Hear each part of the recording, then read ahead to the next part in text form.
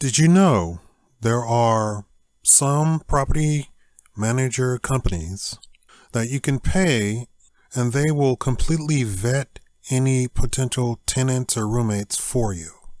So they'll do the criminal background checks, rental checks, eviction checks, how much they paid before, and their complete rental history.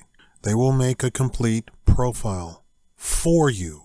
There's no law that says that you have to advertise your property, your private property, unlike companies who might be under some sort of guidelines they have to post publicly a help wanted or a job opening. You don't have to do that for especially your private home. So you can pay a property management company to vet every single tenant that you ever have, a roommate or whatever, and then you'll be sitting in a much better position to have a roommate or a tenant